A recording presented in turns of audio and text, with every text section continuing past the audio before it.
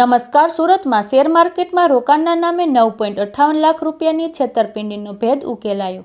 Instagram પર જાહેરાત આપી ફરિયાદીને ટેલિગ્રામ ગ્રુપમાં જોડ્યા બાદ બનાવટી વેબસાઇટ મારફતે ડીમેટ એકાઉન્ટ ખોલાવી રોકાણ કરવામાં આવ્યું હતું. આ મામલે પોલીસે મહારાષ્ટ્રમાંથી રવિ અને ગોપુ નામના 2 આરોપીઓની ધરપકડ કરી છે.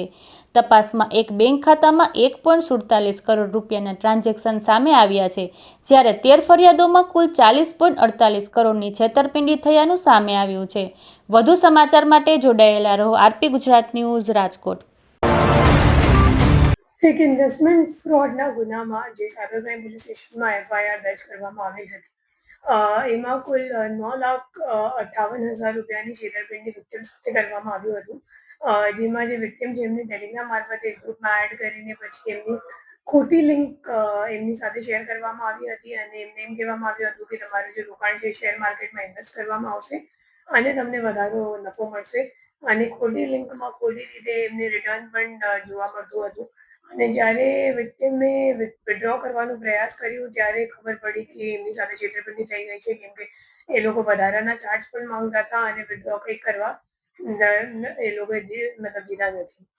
પછી આ ગુનાની તપાસ કરતા ખબર પડી કે મોટાભાગના જે પૈસા છે એ પરભણી મહારાષ્ટ્રમાં રહેતો ઉદ્ધવ ધોંધલી છે, એ અકાઉન્ટ હોલ્ડર છે અને એમના કરંટ અકાઉન્ટમાં મોટાભાગના ટ્રાન્ઝેક્શન થયેલ હતા.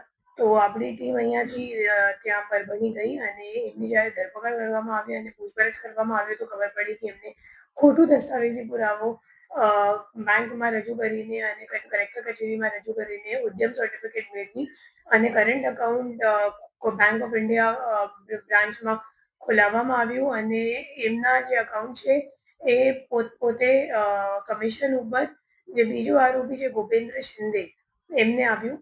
ગોપેન્દ્ર શિંદેની પૂછપરછ દરમિયાન બહાર આવ્યું કે એડિશનલ ઇન્કમ શોધતો હતો અને એ મુજબ એમની સંપર્ક કોઈની જોડે ટેલિગ્રામ પર થઈ અને સામેવાળાએ જ્યારે કરંટ અકાઉન્ટનું ડિમાન્ડ કર્યું હતું ત્યારે એમના ઓળખીતા જે ઉદ્ધવ છે તો એમનો સંપર્ક કર્યો અને એમની પાસેથી કરંટ અકાઉન્ટ ખોલાવીને એમને કમિશન આપ્યું અને પોતે આ જે અકાઉન્ટ છે એ રાજકોટમાં જે ત્રીજો નાસ્તો પડતો આરોપી છે એને કોરિયર કરીને આપ્યું.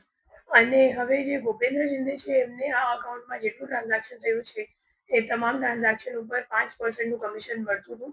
અને આ અકાઉન્ટમાં આપણે જોવા જઈએ તો કુલ 3-4 મહિનામાં 1,47,00,000 જેટલાનું ટ્રાન્ઝેક્શન થયેલ છે અને ટોટલ 13 NCCRB ફરિયાદ પણ આખા ઇન્ડિયામાં નોંધાયેલ છે, જેમાં જે છેતરપિંડીની રકમ છે 40,48,00,000 રૂપિયાની છે.